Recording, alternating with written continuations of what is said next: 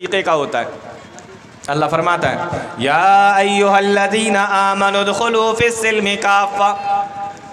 हम मुसलमान हैं, नमाज़ पढ़ने के लिए मस्जिद में जाते हैं, लेकिन हमारा हाल ऐसा ना हो कि हम नमाज पढ़ने के लिए तो मस्जिद में पहुँचे और जब मस्जिद के अंदर गए तो हमें अल्लाह याद है, अल्लाह के सामने हम रुकू कर रहे हैं, अल्लाह के सामने सजदा कर रहे हैं, नियत बांध कर हाथ बांध कर क़याम में खड़े हुए हैं, रो रो कर अल्लाह से दुआएं भी मांग रहे हैं, अल्लाह के सामने दुआ कर रहे हैं, अल्लाह ताला से दुआ मांग रहे हैं, नमाज पढ़ रहे हैं मस्जिद के अंदर जाकर, हमें अल्लाह याद है। फिर उसके बाद जब हम नमाज पढ़ के मस्जिद से बाहर निकलते हैं और हम जब अपने गांव में जाते हैं, अपने घरों में जाते हैं, अपने काम पे जाते हैं, अपनी दुकानों पे जाते हैं, अपने कारोबार करने के लिए जाते हैं, तो हमें अल्लाह याद ही नहीं आता।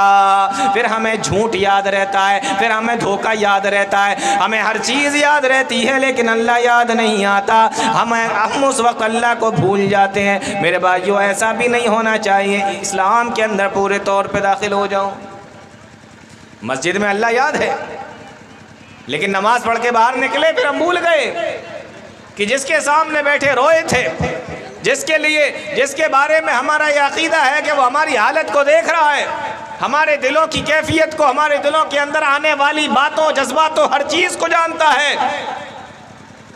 कारोबार करने के लिए गए तो भूल गए, वहाँ झूठ भी बोल रहे हैं, धोखा भी दे रहे हैं, झूठी कस्में भी खा रहे हैं, बस किसी तरीके से माल बिक जाए, किसी तरीके से कारोबार में इजाफा हो जाए, किसी तरीके से कारोबार में तरक्की हो जाए, उस वक्त अल्लाह को भूल जाते हैं। आज हमारी ये हालत है कि नहीं?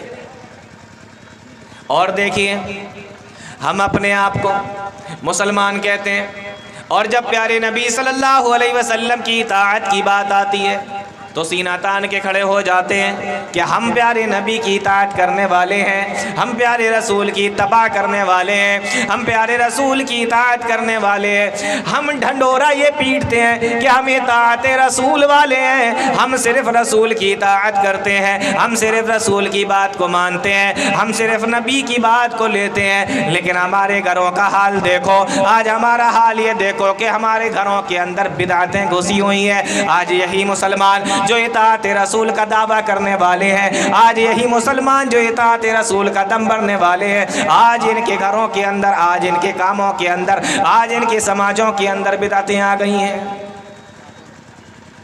ढंडोरा पीटा किस चीज़ का? इताअत रसूल का, कि जो भी काम लेंगे नबी से लेंगे, नबी के अलावा कोई दूसरे का काम होगा तो नहीं लेंगे। लेकिन लिया कहाँ से? बिदअतें ईजाद कर करके खुद से बनाई या पहले से जो चलती आ रही हैं उनसे ले ली। तो डंडोरा इताअत रसूल का, लेकिन काम बिदअतों वाले। और देखें, हम मुसलमान हैं, अपने आप को मुसलमान कहते हैं, समझते हैं, कलमा पढ़ते हैं, इस्लाम का दम भी भरते हैं, हमारी ज़बान से ला इलाहा इल्लल्लाह, ला इलाहा इल्लल्लाह, अल्लाह के अलावा कोई माबूद बरक नहीं है, अल्लाह के अलावा कोई माबूद बरक नहीं है। हम इसका विर्द भी अपनी ज़बान से करते हैं, कहते भी हैं, बोलते भी हैं, ला इलाहा इल्लल्लाह, अल्लाह के अलावा कोई इबादत के लायक नहीं है। लेकिन आज उन मुसलमानों की हालतें देखो, इनके अंदर शिर्क मौजूद है कि नहीं? यही मुसलमान तुम्हें शिर्क करते नज़र आते हैं कि नहीं? यही मुसलमानों के अंदर शिर्क आ गया है कि नहीं? तो हालत देखें क्या है हमारी, दावे हमारे क्या हैं, हालत हमारी क्या है। इसी चीज़ को अल्लाह ताला ने कुरान करीम के एक छोटे से टुकड़े के अंदर, छोटी सी आयत के छोटे से टुकड़े के अंदर बयान फरमा दिया। या अय्युहल्लज़ीना आमनु उदखुलू फिस्सिल्मि काफ़ा, ओ ईमान वालो, सिर्फ ज़बान से तुम अपने दावा न करो, बल्कि इस्लाम के अंदर पूरे तरीके से दाखिल होकर दिखाओ। एक छोटा सा सवाल मैं आपसे करता हूँ। अभी मैं किसी से भी मजमे के अंदर पूछूं कि कब्र के अंदर कितने सवाल होंगे, तो जवाब होगा कि 3 सवाल होंगे। अगर मैं ये पूछूं कि वो 3 सवाल कौन से होंगे, तब भी मुझे उम्मीद है कि आप जवाब दे देंगे कि वो 3 सवाल कौन से होंगे। पहला सवाल, मन रब्बुका, कब्र के अंदर जब मुर्दे को रख दिया जाता है, सवाल पूछने वाले फरिश्ते आते हैं, आकर सवाल करते हैं कि बता तेरा रब कौन है, पहला सवाल। दूसरा सवाल मन नबियों का, बता तेरा नबी कौन है। तीसरा सवाल तेरा दीन क्या है। तो आप सोच रहे होंगे कि ये तो बड़े आसान से सवाल है। जी हाँ, बिल्कुल आसान सवाल है। कब्र के अंदर जिसको भी रखा जाता है, किसी भी जगह का रहने वाला हो और कोई सी भी भाषा बोलने वाला हो, आप बंगाली बोलते हैं, आप बिहारी बोलते हैं, गुजराती बोलते हैं, कन्नड़ क्या बोलते हैं, आप हिंदी बोलते हैं, उर्दू बोलते हैं, क्या बोलते हैं, उससे कोई मतलब नहीं। कब्र में रखने के बाद सबकी ज़बान अरबी, सब समझ में आएगा फरिश्ते क्या पूछ रहे हैं। और अगर जवाब मालूम है और अल्लाह की तौफीक हुई तो जवाब भी दे दोगे, लेकिन जवाब भी अरबी में ही निकलेगा। बहुत सारे लोग क्या सोचते हैं ना कि यहीं पे रट्टा मार लेते हैं। बहुत सारे लोग क्या सोचते हैं, यहीं पे रट्टा मार लेते हैं। 3 सवाल हैं अरबी के, चलो ठीक है, उर्दू हमारी है, ज़बान उर्दू है, बंगला है या जो भी है, लेकिन जवाब 3 छोटे छोटे हैं। मन नबियों का, नबी कौन है, मोहम्मद रसूलुल्लाह, मोहम्मद सल्लल्लाहु अलैहि वसल्लम। दीन क्या है, दीन अल इस्लाम, दीन इस्लाम है मेरा। और तेरा रब कौन है, रब्बी अल्लाह, मेरा रब अल्लाह है। हम यहाँ पे खूब याद कर लें, रट्टा मारें, पूरी रात रटे, दिन में भी ज़बान से अपने बोलते जाएं, तो आपको ये अंदाज़ा है या आपको ये यकीन है कि क़यामत के दिन जब कब्र के अंदर जब हमसे सवाल पूछा जाएगा तो हम जवाब दे देंगे। आपको ये यकीन है। वहाँ अगर आप यहाँ से रट्टा मार के गए होंगे, रट कर गए होंगे, याद करके गए होंगे, तो जवाब नहीं आएंगे मेरे भाई। जवाब कैसे आएंगे, जब आपने उसके मुताबिक अमल किया होगा। जब आपने उनके मुताबिक अमल किया होगा तो अपने आप आएंगे। पहला सवाल पूछा जाएगा मन रब्बो का, जवाब हमें मालूम है, आपको भी मालूम है। अभी अगर आपसे पूछा जाए कि बताओ मन रब्बो का, तुम्हारा रब कौन है, तो जवाब आपका होगा मेरा रब अल्लाह है। दूसरा सवाल अगर आपसे पूछा जाए बताओ तुम्हारा नबी कौन है, तो जवाब होगा मेरे नबी मोहम्मद सल्लल्लाहु अलैहि वसल्लम है। और तीसरा सवाल पूछा जाए कि बताओ तुम्हारा दीन क्या है, तो जवाब होगा मेरा दीन इस्लाम है। तीनों सवालों के जवाब आप दे लोगे, आपको मालूम है, आपको याद है। लेकिन थोड़ा सा अंदाज़ा करो,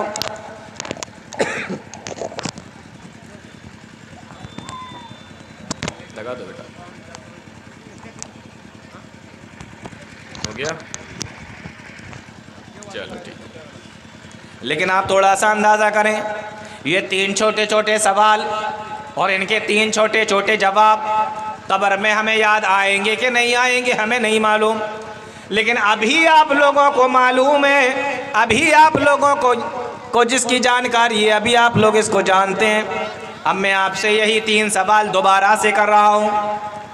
अगर फरिश्ते इन 3 सवालों को थोड़ा सा घुमा कर आपसे पूछ लें, और फरिश्ते तो छोड़ो, मैं अभी तुम लोगों से अगर इन सवालों को थोड़ा सा घुमा कर पूछ लेता हूँ, अगर सवाल ये हो कि बताओ तुम अपना रब किसको मानते हो, तुम अपना रब किसको मानते हो, या फरिश्ते अगर इस तरीक़े से सवाल कर ले कि तुम अपना रब किसको मानते थे, तो हमारा जवाब क्या होगा। आज देखें, मन रब्बो का, तुम्हारा रब कौन है, लेकिन सवाल अगर इस तरीक़े का हो जाए कि तुम रब किसको मानते थे, तुमने ये तो कहा था कि मेरा रब अल्लाह है, लेकिन क्या तुमने अल्लाह को अपना रब माना भी था, क्या तुमने अल्लाह को अपना रब माना भी था, क्या तुम अल्लाह को अपना रब मानते भी थे। तुम्हारे सजदे किसके सामने हुआ करते थे, तुम रुकू किसके सामने किया करते थे, तुम दामन किसके सामने फैलाया करते थे, तुम हाथों को उठाकर दुआएं किसके सामने मांगा करते थे, तुम नजरो नियाज किसके लिए किया करते थे। मन रब्बो का, तुमने ज़बान से तो दुनिया के अंदर कहा था मेरा रब अल्लाह है, लेकिन तुमने क्या अल्लाह को अपना हकीकी रब माना भी था। तुम्हारी नमाज़ें किसके किसके सामने होती थी, तुम्हारी कुर्बानियाँ किसके लिए होती थी, तुम्हारे तवाफ किसके लिए हुआ करते थे, ये सारे के सारे काम गैरुल्लाह के लिए करके आए हो। तो मन रब्बुका, तुम्हारा रब कौन है? आसान सा सवाल है, लेकिन अगर इतना पूछ लिया जाए कि तुम रब मानते किसको थे? मन नबियों का, तुम्हारा नबी कौन है? जवाब है मोहम्मद सल्लल्लाहु अलैहि वसल्लम हमारे नबी हैं। लेकिन अगर सवाल को थोड़ा सा घुमा दिया जाए कि तुमने नबी माना किसको है, तुमने शरीयत कौन सी मानी है, तुम कौन से दीन के ऊपर चलते हो, तुम किसकी बात को मानते हो? जब नबी की बात आती है तो नबी की बात को लेते हो या अपने घर वालों की बात को मानते हो? जब नबी की बात आती है तो तुम अपने इमामों की बात को आगे बढ़ाते हो या नबी की बात को आगे रखते हो? नबी ने कुछ कहा और घर में बाप दादा ने कुछ कहा, तो आप किसकी बात को लेते हो, किसकी बात को मानते हो? अगर सवाल पूछा जाए कि मन नबियों का, तुम्हारा नबी कौन है, तुमने नबी किसको माना, अल्लाह ने नबी किसको बनाकर भेजा था, तुम बातें किसकी माना करते थे? तीसरा सवाल पूछा जाए कि तुम्हारा दीन क्या है, माँ दीनों का, जवाब होगा कि मेरा दीन इस्लाम है। लेकिन क्या हमने इस्लाम को अपना दीन माना है? आज क्या हमने इस्लाम को अपना दीन समझा है? आज हमारे घरों का हाल देखो, आज खुद अपना हाल देखो, हमारे मुआशरे का हाल देखो, हमारे समाज का हाल देखो।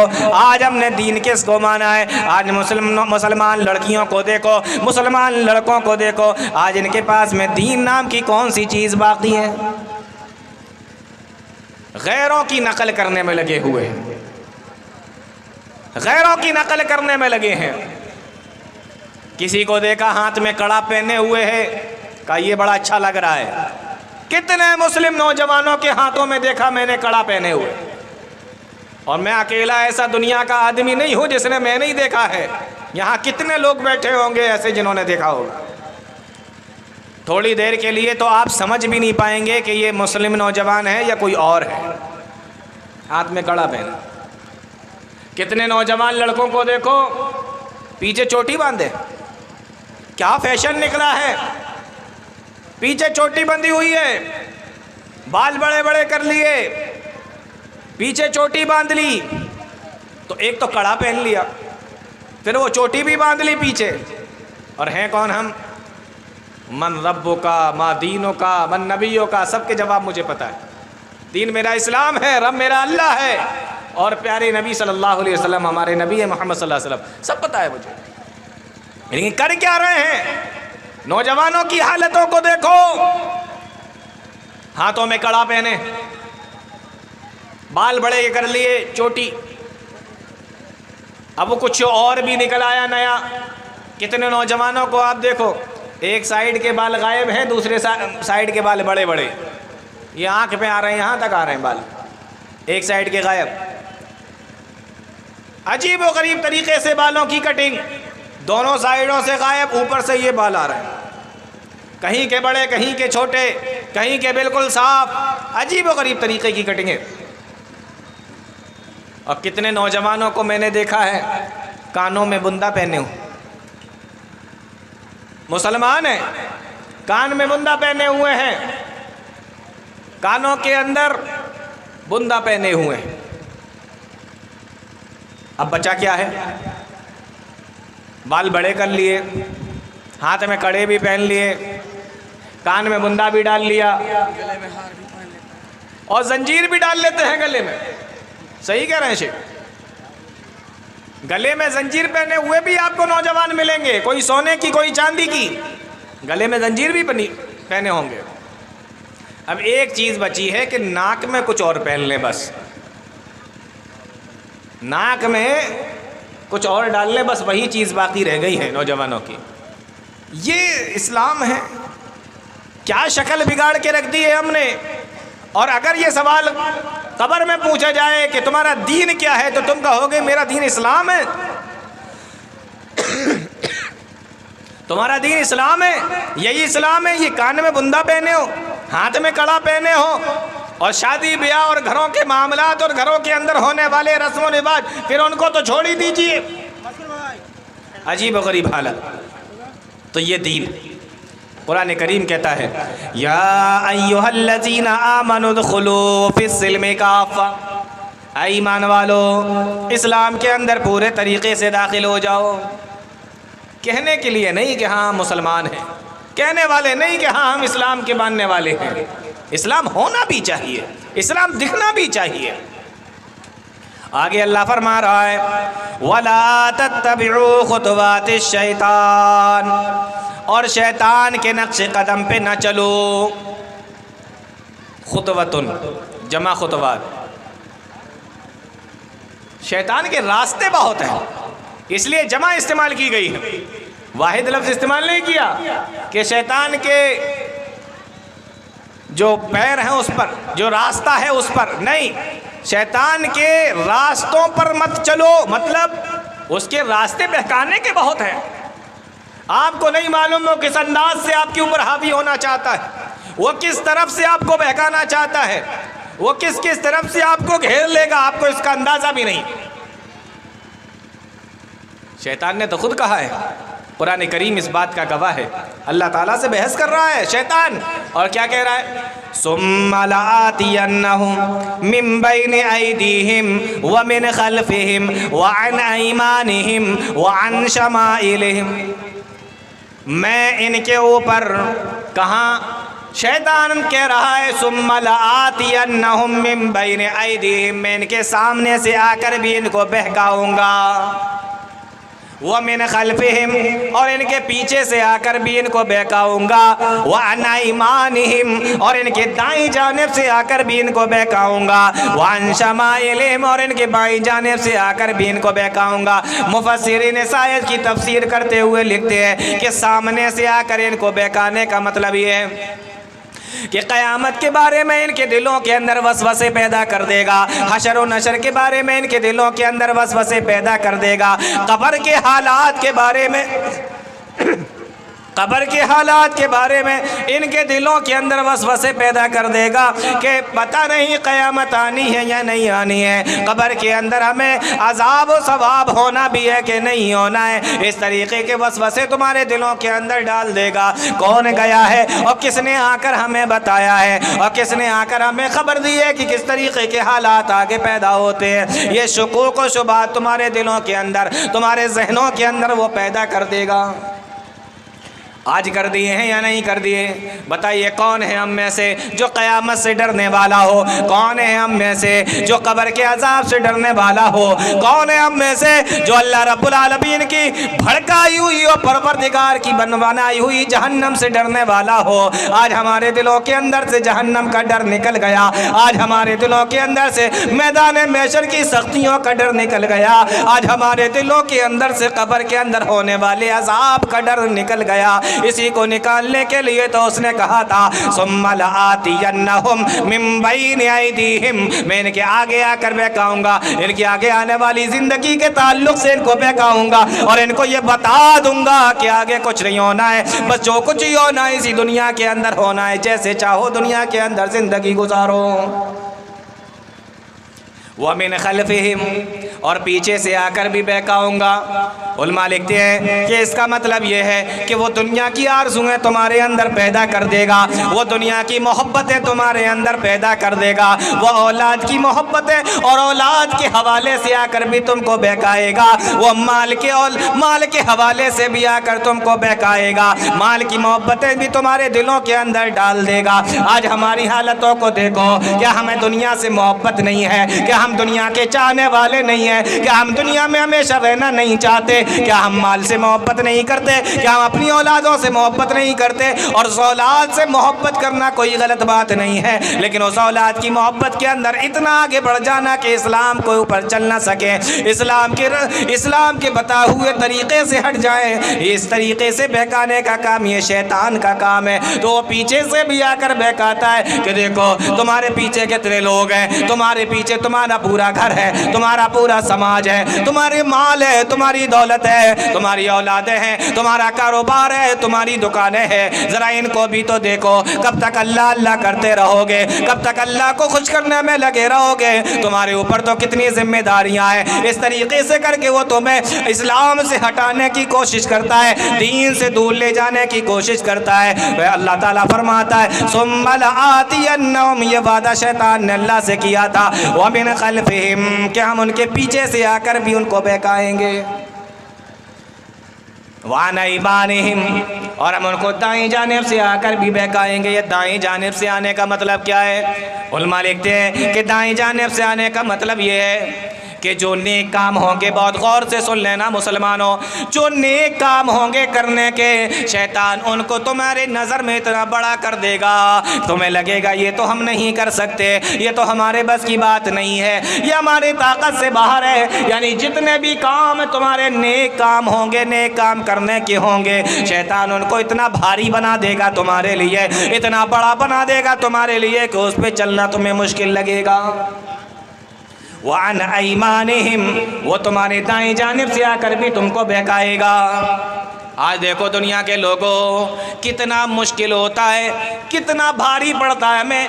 कितनी मर्तबा तो ऐसा भी देखा गया कि नौजवान है, मस्जिद के दरवाजे के बाहर बैठे हुए हैं, मोबाइल बैठकर चला रहे हैं, और इतने में मस्जिद के अंदर से अजान की आवाज़ आती है। लोग नमाज पढ़ने के लिए मस्जिद के अंदर जा रहे हैं, लेकिन ये नौजवान मस्जिद के दरवाजे पर बैठकर मोबाइल चला रहे हैं। थोड़ी सी गैरत अगर आ गई और अगर थोड़ी सी शर्म और हया इनके अंदर आ गई तो ये क्या करते हैं, बस वहाँ से उठकर दूर चले जाते हैं, वहाँ से हटकर किसी दूसरी जगह चले जाते हैं। इतनी तौफीक नहीं होती कि मस्जिद के अंदर जाके नमाज को अदा कर सकें। दूर मत जाइए।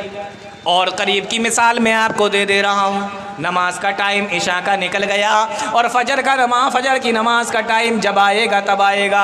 मैं और आपको मिसाल दे रहा हूँ। इतना प्यारा जलसा हो रहा है, इतना खर्चा करके जलसे वालों ने सारा इंतज़ाम कराया, इतने दूर दराज से उलमा को बुलाया, जय्यद उलमा इकराम को भी बुलाया, शेख मोहतरम हमारे सामने बैठे हुए हैं, सदर मोहतरम हमारे बैठे हुए हैं, इतने बड़े बड़े किबार उलमा को भी यहाँ पर बुलाया गया है। लेकिन उसके बावजूद आप देखें नौजवानों की हालत को, नौजवानों की हालत को, जलसा गाह में आकर बैठना उनको भारी पड़ रहा है, सड़क पर घूमना उनको आसान लग रहा है, वहाँ मेले ठेलों के अंदर जाना और घूमना उनको अच्छा लग रहा है। वअन ईमानिहिम, यहाँ पर बैठेंगे अल्लाह रसूल की बातें सुनेंगे, जितनी देर बैठेंगे फरिश्तों की दुआएं भी हासिल करते रहेंगे, लेकिन ये चीज़ इनको भारी मालूम पड़ रही है। अल्लाह फरमाता है वअन ईमानिहिम, शैतान ने अल्लाह से ये वादा भी किया था कि हम तेरे बंदों को दाईं जानिब आकर बहकाएंगे।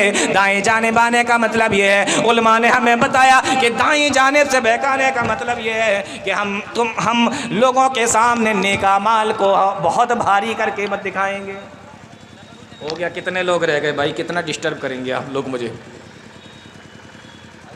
वान शमाइलिहिम, और बाईं जानिब से आकर भी बहकाएंगे। बाईं जानिब से आकर बहकाने का क्या मतलब है? उलमा ने इसका भी मतलब लिखा है, फरमाया कि बाईं जानिब से आकर बहकाने का मतलब ये है कि जितना भी गुनाह के काम होंगे, जितने भी गुनाह के काम होंगे, उन गुनाह के कामों को हल्का करके दिखाएंगे, बड़ा आसान बना देंगे, बड़े आसान बनाकर उनको दिखाएंगे। लोगों को लगेगा ये तो बड़ा आसान सा काम है, ये तो मैं आराम से कर सकता हूँ। वअन शमाइलिहिम, बाईं जानिब से कर बहकाने का मतलब यह है कि गुनाह तुम्हारे लिए आसान बना दिए जाएंगे।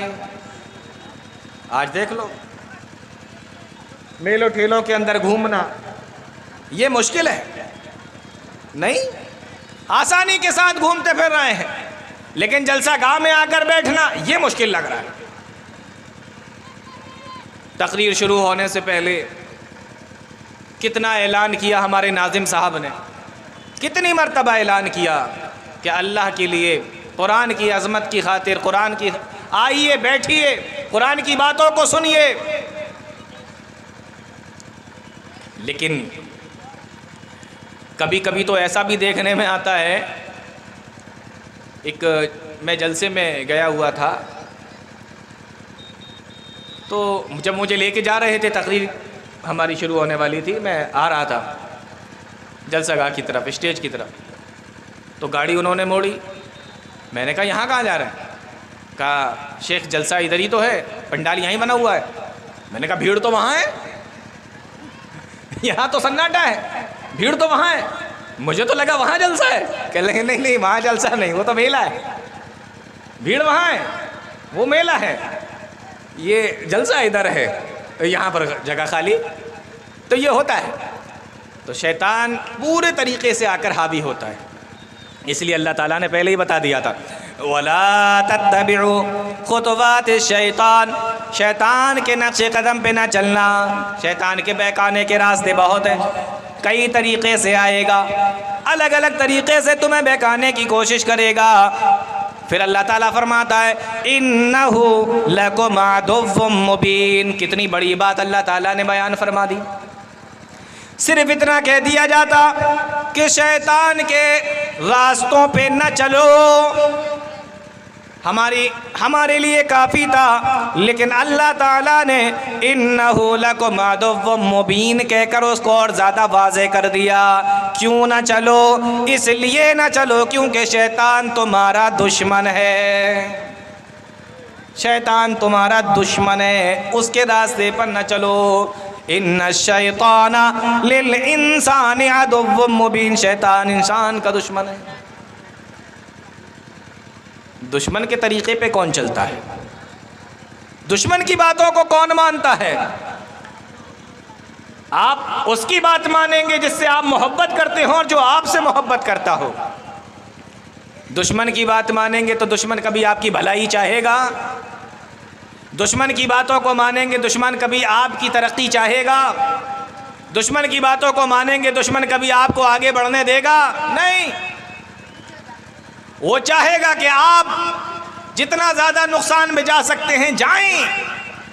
यही शैतान का हाल है। शैतान हमारा दुश्मन, और दुश्मन कभी भलाई नहीं चाहता, ये हमेशा याद रखिए। और दुश्मन भी कैसा, कितना ख़तरनाक दुश्मन है आप अंदाज़ा करें। मिसाल के तौर पर आपकी किसी से दुश्मनी हो जाए, वो आपको दिखाई दे रहा है और आप उसको दिखाई दे रहे हैं। आप उससे बच सकते हैं, वो आपसे बच सकता है, इसलिए क्योंकि वो दिखाई दे रहा है। लेकिन शैतान का मामला भी ऐसा ही है। शैतान दिखाई देता है? नहीं दिखाई देता। एक तो दुश्मन है और बड़ा दुश्मन है, सबसे बड़ा दुश्मन है, और उसके बावजूद फिर वो दिखता भी नहीं है। तो दिखने वाले दुश्मन से बचना आसान है और बग़ैर दिखने वाले दुश्मन से बचना बहुत मुश्किल है। इसलिए बार बार कहा जा रहा कि वो तुम्हारा दुश्मन है। दिखता नहीं है, दिखेगा तो बचना आसान है। और एक बात और समझें आप,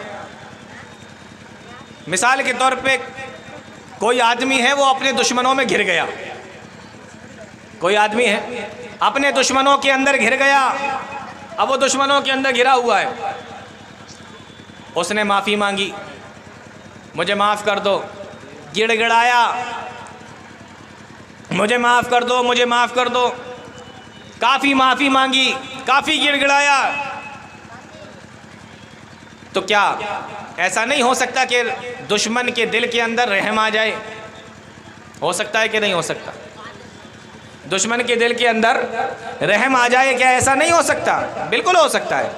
अगर दुश्मन भी है तो क्या ऐसा नहीं हो सकता कि उसके दिल के अंदर रहम आ जाए, माफ़ी मांगने पर छोड़ दे? हो सकता है। लेकिन शैतान इतना बड़ा दुश्मन है कि इसके दिल के अंदर कभी भी इंसान के लिए रहम आता ही नहीं। आप कुछ भी कर लें, इसके दिल के अंदर रहम नहीं आता इंसान के लिए। ये इतना बड़ा दुश्मन है। और ऐसा भी होता है कि इंसान अपने दुश्मनों में घिर गया। उसने दुश्मनों से कहा कि देखो, मेरा माल मुझसे ले लो, मेरी गाड़ी है ये भी तुम मुझसे ले लो, लेकिन मुझे छोड़ दो। और माल चाहिए और दे दूंगा, लेकिन मुझे छोड़ दो। तो होता क्या है, कभी कभी ऐसा होता है कि दुश्मन कहता है कि चल ठीक है, मैं तेरा क्या करूंगा, तू अपना माल मेरे पास दे। माल देकर भी अपने आप को छुड़ाया जा सकता है, माल लेकर भी दुश्मन कभी कभी छोड़ देता है। लेकिन शैतान इतना बड़ा दुश्मन है कि अगर माल देने की भी कोशिश करोगे तब भी ये माल नहीं लेता। ये इतना बड़ा दुश्मन। इसी तरीके का एक वाक़या लिखा हुआ इमाम इब्न अब्दुल बर ने अपनी किताब के अंदर एक वाक़या लिखा है, वो वाक़या सुनिए, जिससे आपको अंदाज़ा होगा कि शैतान कितना बड़ा दुश्मन है। प्यारे नबी सल्लल्लाहु अलैहि वसल्लम की ज़ौजा मोहतरमा हज़रत सफ़िया रज़ी अल्लाह ताला अन्हा, मोमिनों की माँ, मुसलमानों की माँ हज़रत सफ़िया रज़ी अल्लाह ताला अन्हा, उनकी एक लौंडी थी, खादिमा थी, उनकी एक खिदमत करती थी। एक मरतबा हज़रत उमर रज़ी अल्लाह ताला अन्हु के पास में आई। मालूम यह हुआ कि ये उस ज़माने की बात है जब हज़रत उमर रज़ी अल्लाह ताला अन्हु की हुकूमत थी, खिलाफत थी, और मुसलमानों के खलीफा हज़रत उमर रज़ी अल्लाह ताला अन्हु थे। उस टाइम की बात है। खादिमा आई हज़रत उमर रज़ी अल्लाह ताला अन्हु के पास और आकर कहने लगी कि मेरी जो मालिका हैं यानी हज़रत सफ़िया रज़ी अल्लाह ताला अन्हा है, मैं उनकी शिकायत लेकर आपके पास में आई हूँ। मुसलमानों, सोचो कितनी बड़ी बात है। प्यारे नबी की ज़ौजे मोहतरमा, प्यारे नबी की बीवी हज़रत सफ़िया रज़ी अल्लाह ताला अन्हा, उनकी शिकायत लेकर खादिमा पहुँची है। कहा मैं शिकायतें लेकर आई हूँ, 2 शिकायतें लेकर आई हूँ। हज़रत उमर रज़ी अल्लाह ताला अन्हु ने कहा कि बताओ क्या दोनों शिकायतें। पहली शिकायत वो कहने लगी, पहली शिकायत ये है कि हज़रत सफ़िया रज़ी अल्लाह ताला अन्हा सनीचर के दिन की बड़ी इज़्ज़त करती हैं, सनीचर के दिन का बड़ा एहतिमाम और एहतराम करती हैं। आप लोगों की जानकारी के लिए ये बता दूं कि जिस तरीके से मुसलमानों में जुमे के दिन का बड़ा एहतराम है, इसी तरीके से यहूदियों के यहाँ सनीचर के दिन का बड़ा एहतराम है। आकर कहने लगी कि हज़रत सफ़िया रज़ी अल्लाह ताला अन्हा सनीचर के दिन का बड़ा एहतराम करती हैं, बड़ी अक़ीदत रखती हैं, बड़ी मोहब्बत रखती हैं। और दूसरी शिकायत हज़रत सफ़िया रज़ी अल्लाह ताला अन्हा की ये है कि यहूदियों से इनका तालमेल है, यहूदियों से इनका रिश्ता नाता है, यहूदियों के साथ में इनके अच्छे ताल्लुकात हैं। ये 2 शिकायतें लेकर पहुँची। हज़रत उमर फ़ारूक रज़ी अल्लाह ताला अन्हु ने उसकी दोनों बातों को सुना और कहा ठीक है, मैं पता कराता हूँ क्या बात है, क्या मामला है, इसके अंदर सच्चाई क्या है, मैं जानकारी करता हूँ। बुलाया, 2 लोगों को बुलाया और कहा कि जाओ अम्मा सफ़िया रज़ी अल्लाह ताला अन्हा के पास और उनसे जाकर पता करो कि आज भी खादिमा ने आपसे ये बात कही है। मुसलमानों, इसी को अदल व इंसाफ कहा जाता है। सिर्फ एक तरफ की बातों को सुनने के बाद में फ़ैसला कर लेना, ये इंसाफ की बात नहीं है। आज हमारे घर की बात हो, हमारे ख़ानदान की बात हो, हमारे पास में कोई आता है और आकर हमसे कहता है कि फ़लाँ आपके बारे में ऐसा कह रहा था, फ़लाँ ने आपके बारे में ऐसा कहा है, हम वैसा का वैसा मान लेते हैं। एक बार भी नहीं पूछते, एक बार भी तहक़ीक़ करने की कोशिश नहीं करते।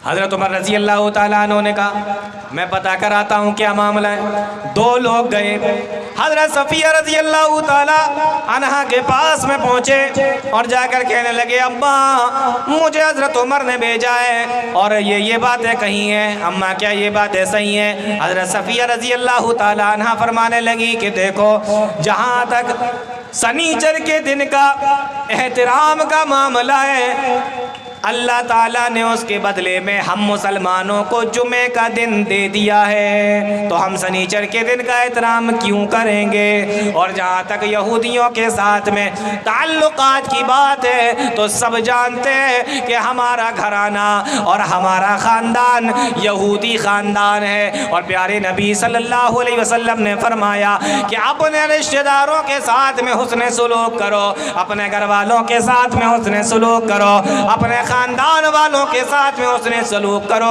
अगर वो किसी दूसरे मज़हब के हों, दूसरे दीन के हों, दूसरे धर्म के हों, तब भी करो। इसलिए प्यारे नबी के कहने के मुताबिक आज भी गर्चे वो लोग यहूदी हम उनके साथ में नेक सलूक रखते हैं, उसने सलूक करते हैं। दोनों बातें हज़रत उमर के पास पहुंचा दी गई। मालूम यह हुआ कि खादिमा ने गलत इल्ज़ाम लगाया। खादिमा ने गलत इल्ज़ाम लगाया।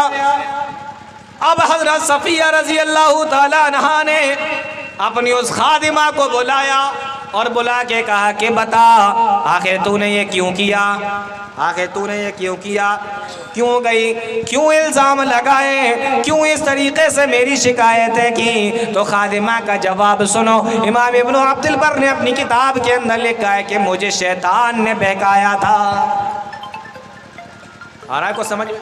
मुझे शैतान ने बहकाया था, उसी ने मुझे बरगलाया, उसी ने मेरे दिल के अंदर ये वसवसा डाला कि जाओ ये 2 शिकायतें जाकर हज़रत उमर से कहो, और मैंने जाकर कर दी हैं। तो शैतान किस किस तरीक़े से बहकाता है, किस किस तरीक़े से बरगलाता है। हज़रत सफ़िया रज़ी अल्लाह ताला अन्हा ने जब ये सुना तो फरमाने लगी कि शैतान को अब हम और ज़्यादा ज़लील करते हैं, जा हम तुझे आज़ाद करते हैं, तू आज से आज़ाद है। वला तत्तबिउ खुतवात शैतान, शैतान के नक्शे कदम पे ना चलो। शैतान तुम्हें किस किस तरीक़े से बहकाने की कोशिश करता है, किस किस तरीक़े से बरगलाने की कोशिश करता है। शैतान का मामला देखें आप कितना ख़तरनाक है। एक आदमी है, अपने घर के अंदर आया, खाना खाने के लिए बैठा, दस्तरखान लग गया।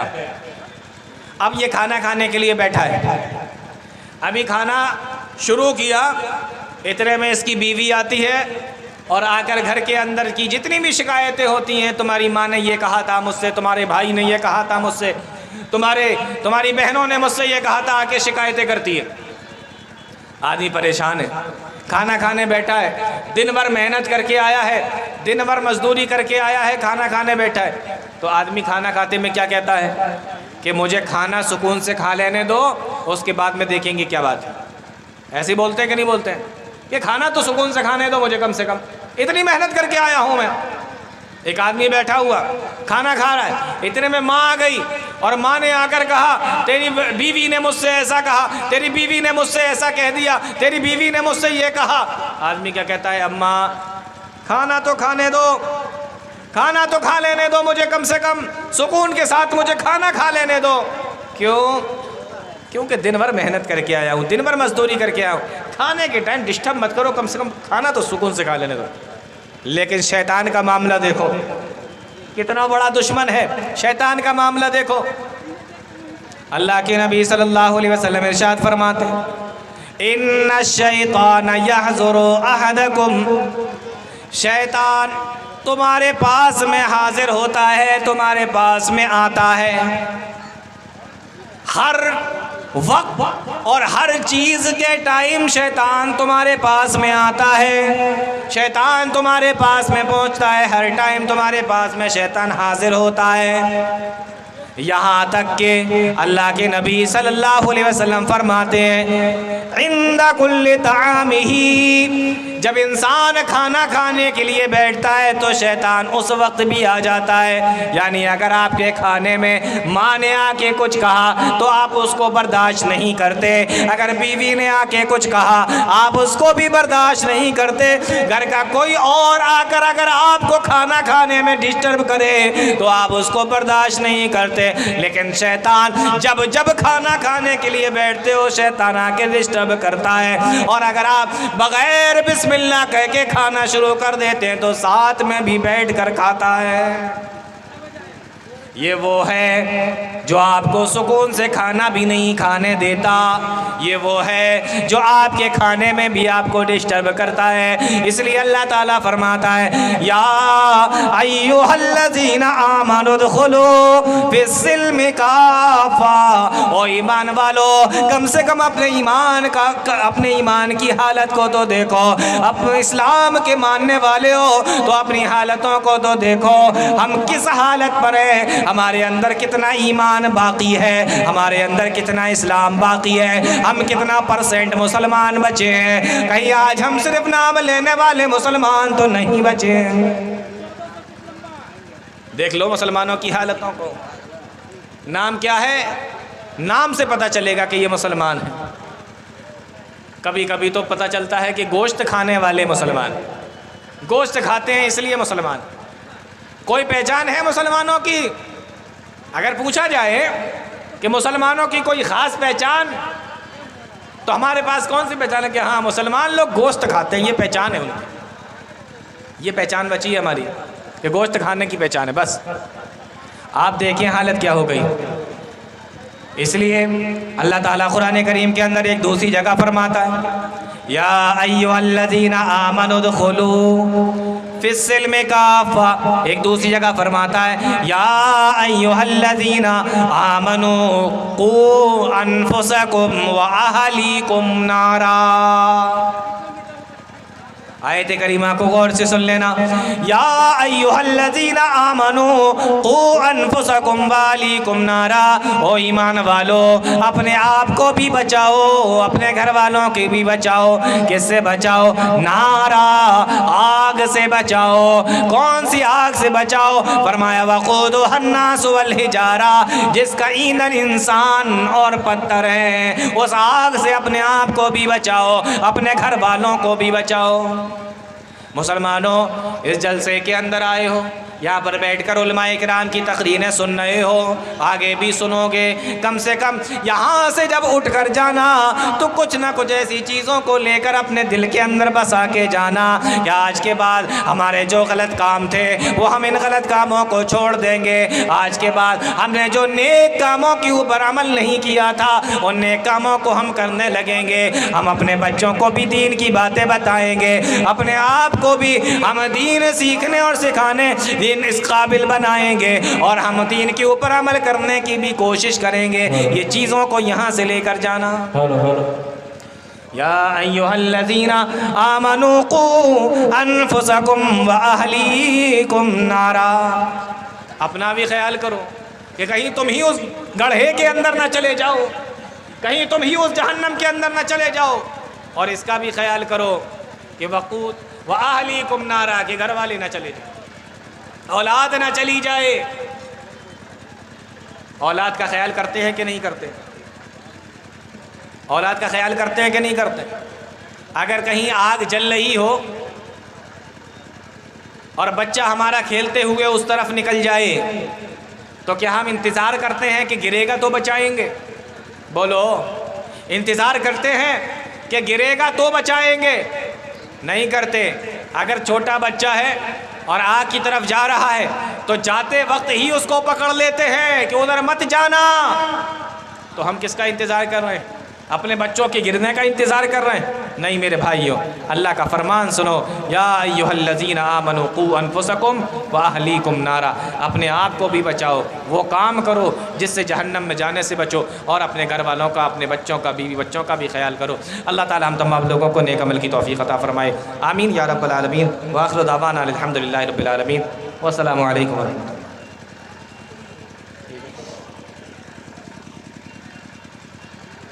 माशाअल्लाह, जज़ाकल्लाहु खैरल जज़ा। हज़रत सामिईन, अब आपके सामने